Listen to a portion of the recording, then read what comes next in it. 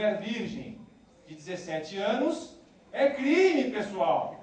Né? Vejam, né? Resta saber aonde encontrar a famigerada vítima, né, pessoal?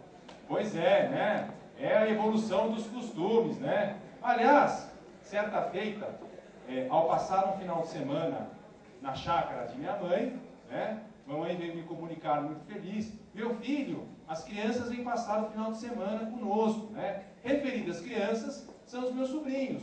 O menino tem 18 e a menina apenas 16 anos, uma criança, né? Quando eu me deparo, né, a minha sobrinha chegando acompanhada de um rapazinho. Ao que eu indaguei minha mãe: mamãe, quem é esse rapazinho que está acompanhando a minha sobrinha? Ao que minha mãe retrucou: meu filho, você não sabe? A sua sobrinha está namorando. Eu falei: mas como, mamãe? Ela tem apenas 16 anos. E aí, veja só, o rapaz está pegando na mão dela. Veja que absurdo, né? Então eu vou ter uma conversa séria com esse rapaz, né? Eu quero saber quais são as intenções desse rapaz para com a minha sobrinha, né? Eu preciso zelar pela sagrada família, né? Ao que eu chamei o rapaz, eu levei o rapaz, né, o predador, até o jardim, né? Ali no jardim, né? Uma área reservada da casa da minha mãe, né? Ali perto dos cachorros, dos cães de guarda, né? Os cães de guarda da minha mãe, o Arthur e a Jade, né? São dois famintos cães boxers, né? E eu levei o rapaz para ter essa conversa com ele. Pessoal, eu não sei porquê, depois dessa singela conversa, o rapaz sumiu, né, pessoal? Mas enfim, vamos voltar aqui ao conceito de crime, né? Segundo o artigo 1º do Código Penal, o conceito de crime tem 3 elementos. Crime, pelo artigo 1º do Código, diz assim: crime é fato típico, antijurídico e culpável.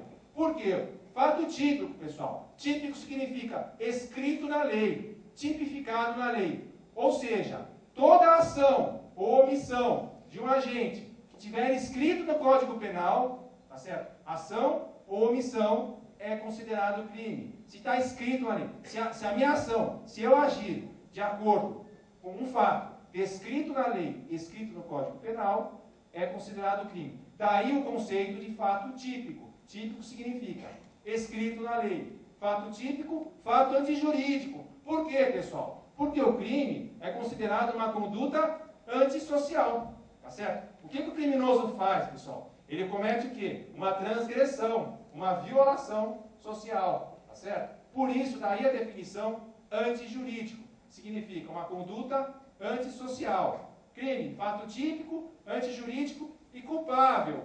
Por que, pessoal, culpável? Tá certo? Porque o criminoso, ele recebe uma pena, tá certo? Quando ele é condenado, ele recebe uma pena. Ele é excluído da convivência social. Ele pode receber uma pena privativa de liberdade, tá certo?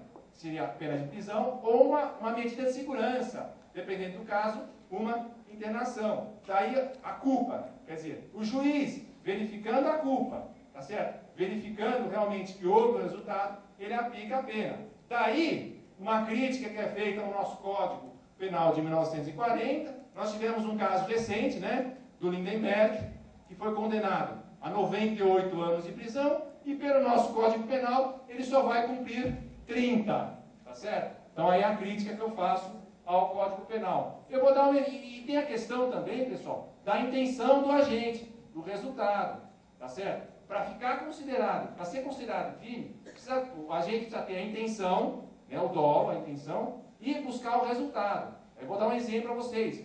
O crime de furto, tá certo? Qual que é a intenção do agente, do criminoso? Obter para si coisa alheia móvel, algum objeto que não lhe pertence, tá certo? Quando acontece o resultado do crime de furto, tá certo? Quando ele detém a posse definitiva daquele bem. Quando ele detém a posse definitiva daquele bem, tá certo? Ocorre o quê? O resultado. E quando ocorre a posse definitiva do bem no crime de furto, do furto? Quando aquela coisa furtada foge à esfera de vigilância da vítima. Ou seja, eu sou assaltado, eu sou furtado, eu chego na minha casa, cadê a minha carteira? Eu tomei um ônibus aqui no Campo Limpo, eu chego no Paraíso, eu estou sem carteira, sem relógio, sem corrente, sem nada, né? Enfim, então esse é o conceito de crime, tá? Tem que haver, eu escrevi aqui, um nexo de causalidade, tem que haver uma relação entre a conduta do agente, a intenção e o resultado alcançado. Ou seja, tem que haver uma relação entre a conduta do agente, ação ou omissão, e o resultado obtido. Tá bom? Agora eu vou entrar no conceito de crime de plágio propriamente dito, né, pessoal? Como vocês sabem, existe uma lei que regulamenta o quê? O direito autoral. Ou seja, eu sou autor de uma obra científica consagrada. Esta minha obra, tá certo? Que já está em domínio público, já está editado, já está no comércio, ela é protegida, tá certo? Pela lei do direito autoral. Tá? E o crime de plágio, eu coloquei uma definição lá. Olha só, pessoal. O ato de assinar ou apresentar uma obra intelectual de qualquer natureza, texto, pode ser uma música, pode ser fotografia, uma obra audiovisual, etc., contendo partes de uma obra que pertence a outra pessoa, sem colocar os créditos. Ou seja, eu estou realizando o meu trabalho de conclusão de curso, tá certo? E eu estou fazendo uma pesquisa. Então eu pego uma obra de um autor consagrado, tá certo? Eu copio a ideia dele no meu trabalho, sem colocar os créditos para aquele autor, tá certo? E aí fica caracterizado o crime de plágio. Quer dizer, alguém que vai ler o meu trabalho vai achar que aquela ideia é minha. Por quê? Porque eu não formatei o trabalho direito, tá certo? Eu não coloquei o crédito. Ou seja, se eu fizer isso, eu estou cometendo um crime de plágio, tá certo? No ato de plágio, o plagiador se apropria indevidamente da obra intelectual de outra pessoa. Foi aquilo que eu acabei de falar para vocês. Assumindo a autoria do mesmo. Ou seja, eu estou colocando uma ideia que não é minha, tá certo? E assumindo a autoria dessa ideia. Plágio, tá certo? Aí vem o quê? A consequência criminal. Olha só, pessoal. No Código Penal em vigor, no título que trata dos crimes contra violação de direito autoral, artigo 184, pessoal do Código Penal. Violar direito autoral. Pena! Detenção de 3 meses a 1 ano. Ou multa. O aluno plagiador vai ver o sol nascer quadrado. Aqui a detenção é regime semiaberto. Cadeia Pública de Pinheiros. Carandiru, pessoal. Regime semiaberto. Durante o dia, o aluno plagiador, com aquele seu uniforme laranja e números no peito, vai jogar a sua peladinha no pátio da penitenciária e à noite vai dormir naquela celinha confortável com mais uns 25 companheiros.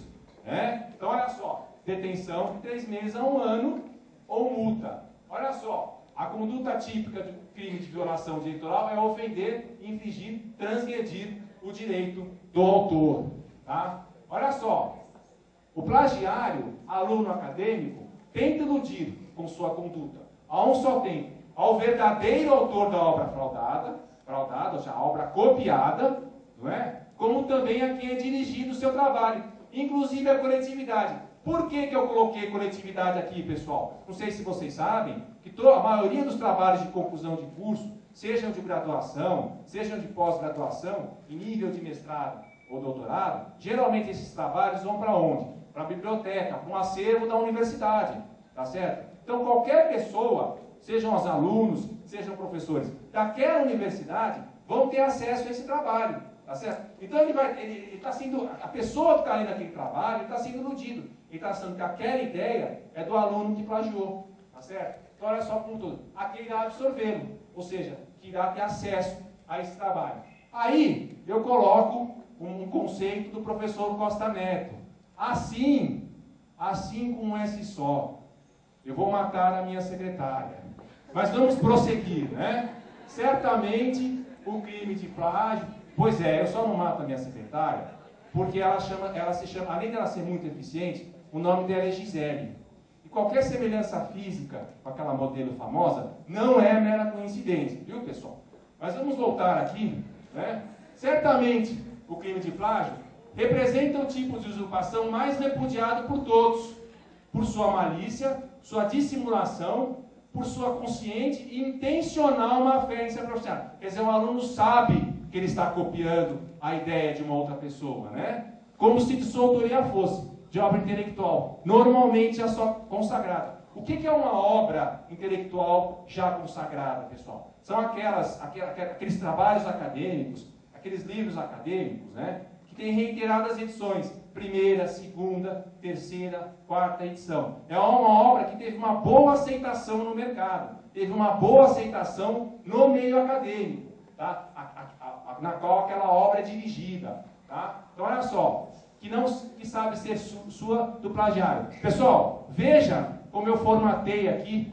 Eu estou utilizando, tá certo?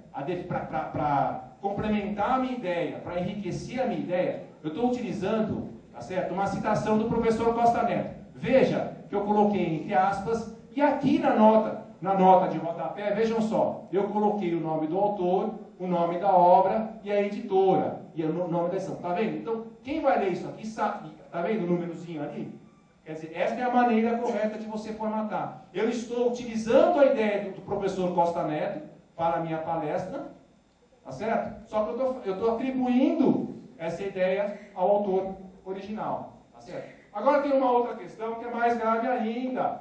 O enquadramento legal do professor orientador, pessoal. Eu vou explicar para vocês que o professor orientador também verá o Sol nascer quadrado. Veja só, pessoal, ao aceitar formalmente por escrito, através de um termo de compromisso, a função de orientador, o professor assume a posição de garantidor, tá certo? Garantidor de um trabalho de conclusão de curso, com as normas regimentais da universidade e da ABNT, tá certo? Então vejam só, o orientador, quando você indica, quando você escolhe o seu orientador, você formalmente tem que designá-lo perante a universidade. A partir daí, o professor orientador também é responsável, tá certo, pela realização e pela conclusão desse trabalho de conclusão de curso, tá certo? Ele é responsável. Então, se ele perceber, ou se ele verificar o plágio, tá certo? Ele tem que informar o aluno, ele tem que orientar o aluno. Por quê, pessoal? Porque senão o que acontece? Se esse trabalho for entregue, terminada a orientação, esse trabalho for entregue na universidade e ficar constatado o plágio, o orientador responde junto com o aluno. Olha só, pessoal, não fazendo o professor estatística. Olha lá, se verificando o professor a prática do plágio pelo aluno, esse tem o dever de informar a situação à instituição e à autoridade policial. Quem que é a autoridade policial? É o delegado. Se o professor orientador for esse manso e pacífico professor que vos fala, eu conheço, eu sou amigo aqui do delegado, 37º DP do Campo Limpo, foi meu aluno, eu vou até lá, levo o trabalho plagiado, chamo a equipe dele, junto com ele, venho até a faculdade, vou em sala de aula, falo para ele, doutor, é aquele ali com a camisa verde de um time de futebol que eu não vou falar o nome, pode levar no camburão, tá certo? Então ele tem o dever de informar a autoridade policial, tá certo? Olha só, não fazendo, o professor está tipicamente enquadrado pela sua omissão, ou seja, concorreu para o resultado desse plágio. Por que omissão? Tá certo? Porque, não sei se vocês sabem, no conceito de crime está ação e omissão. Vocês já ouviram falar no crime de omissão de socorro, não é isso? Tá? Então, no caso do orientador, fica caracterizado pela sua omissão. Ou seja, ele constatou o plágio, tá certo? Ou não constatou e o trabalho estava plagiado, tá certo? Então ele vai responder por quê? Pela omissão. Ele se omitiu, porque ele é o orientador, ele tem o dever de informar o aluno, tá certo? Da prática de plágio, tá certo? Então olha só, artigo 13 do Código Penal. O resultado de que depende da existência do crime somente é imputável ao que lhe deu causa. Considera-se causa, ação ou omissão, tá certo? Então olha só, o professor orientador responderá juntamente com o seu orientando, já que possui a capacidade de evitar o resultado oriundo de um negócio jurídico, de aquele termo de compromisso, né, assinado entre ele e o aluno. Agora tem um outro assunto também, que é muito mais grave, na minha opinião, que é a compra de monografia, pessoal. Né? Existe um mercado de compra de monografia. É muito grave isso, né, pessoal? Compra de monografia é falsidade ideológica, pessoal. Olha só, artigo 299, omitir em documento público ou particular declaração que dele devia constar, ou nele inserir, ou fazer inserir declaração falsa da que devia ser escrita. Pena, reclusão, de 1 a 3 anos e multa. Aqui o aluno vai fazer companhia para Fernandinho Beiramar. Aqui é Bangu 1, pessoal. Aqui é Alcatraz. Aqui é Ilha do Diabo, pessoal. Aqui é regime fechado. Aqui é solitária. Nem banho de sol o aluno vai ter, pessoal. É reclusão. 1 a 3 anos e multa. Tá certo? Olha só, por quê, pessoal? É caracterizado por ser crime que atinge informações contidas em documentos já existentes. Aí eu pergunto para vocês, pessoal. O aluno escreveu alguma linha do trabalho que ele comprou? Ele comprou um trabalho de conclusão de curso. Esse trabalho é um documento que já existe? Sim ou não? Pois é. Olha só. Informações contidas no documento. Ele pega, simplesmente ele coloca o nome dele e o pior, o nome do orientador. Tá certo? Olha lá, falsidade ideológica. Ele não concorreu, ele não fez, ele não realizou esse trabalho. Ele simplesmente pôs o nome dele. Veja, inserir ou fazer inserir declaração falsa. A declaração falsa, ele colocou o nome dele em um trabalho que ele não fez. Falsidade ideológica. Tá certo? Olha lá. Consistente na afirmação que não pode ser considerada como verdadeira. Não é verdade, verdadeira. Ele não fez esse trabalho. Tá certo? Já em relação ao professor orientador, esse, na sua posição de garantidor, responde também, caso o aluno venha comprar monografia juntamente com ele pelo crime de falsidade ideológica. Pessoal, geralmente, o professor orientador, certo? Ele é escolhido dentro da área de especialização do aluno. Tá? Quer dizer, eu sou professor de Direito. Eu não vou escolher, numa eventual pós-graduação, um professor de Matemática para me orientar. Não tem sentido. Eu teria que escolher um professor de Direito da minha área de especialização. Tá certo? Então, se eu escolher um professor orientador que tem, em tese, tem conhecimento daquela matéria, ele tem o dever de saber que aquele trabalho não foi o aluno que fez. Tá certo? Daí, ele concorre também para o crime de falsidade ideológica. Sintetizando, pessoal, praticando o aluno o plágio ou a falsidade ideológica, o professor orientador responde da mesma forma que seu aluno, como se crime ele mesmo tivesse praticado, já que responde pelo resultado que deveria ter evitado. Omissão. Tá bom, pessoal? Alguém tem alguma dúvida? Alguém quer perguntar alguma coisa? Então, como diz o nosso rei, o show já terminou. Muito obrigado, pessoal.